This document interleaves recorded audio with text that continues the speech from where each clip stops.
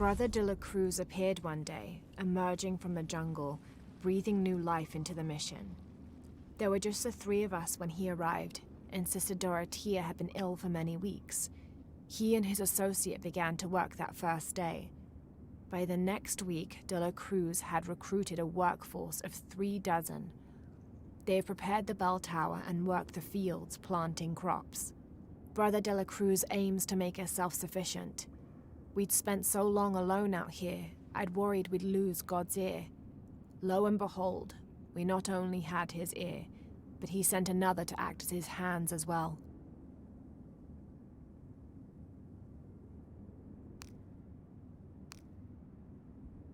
The others are worried that Brothers de la Cruz and Serrano will not return. I have so far maintained they will, that they always have. But in my heart, I am beginning to believe we have seen the last of them, and that grief weighs heavily. We will continue their work. Either they will return to find we have not forgotten the teachings, or they will look down on us from above and bless our continued labors.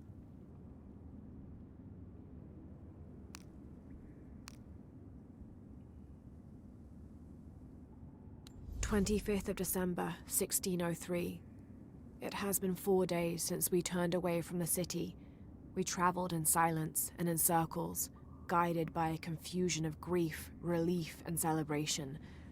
Lopez and I exited the jungle and landed in a clearing, under the gaze of several faces carved into the side of the mountain. Lopez had an episode, as he later called it. He threw himself in front of the faces and screamed for forgiveness. The heaviest sin on his heart was abandoning Perez to the strange warriors. They had grown close over the journey. Try as I might, I could not console him, so I built a fire and waited, as he decreed his actions and pleaded for forgiveness from the silent stone faces.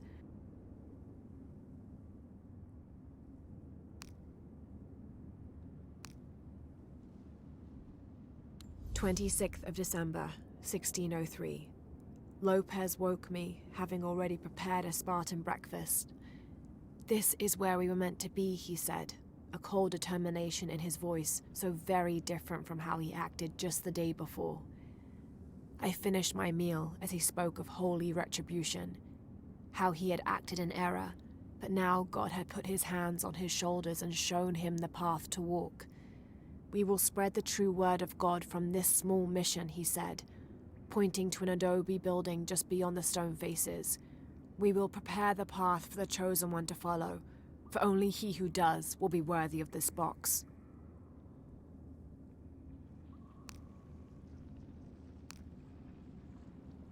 "30th of December, 1603. Lopez has just returned from a nearby village, and with him came a group he says will follow him and help us with construction. There was something strange about his behavior. I attributed it to the long journey through the jungle. That night, however, he admitted what had been bothering him. They followed me, he whispered. The others. He walked off. I spent that sleepless night worrying about his deviations toward madness."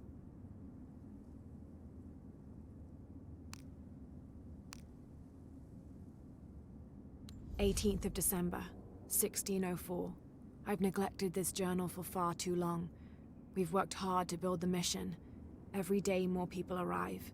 Native villagers seeking conversion, soldiers tired of war, others whose faith has been tested by the long, dangerous journey through the jungle, all lured by Lopez's gospel of purity through labor. We work from sunrise to sunset, and then Lopez, or Angel de la Cruz as he now calls himself, spends his evening preaching the mission's purpose, to test the chosen one. He's calmed considerably, and if he believes something pursues him still, he keeps it to himself. Tomorrow we begin to build a library, where the box will safely rest until it is ready to be found by the chosen one."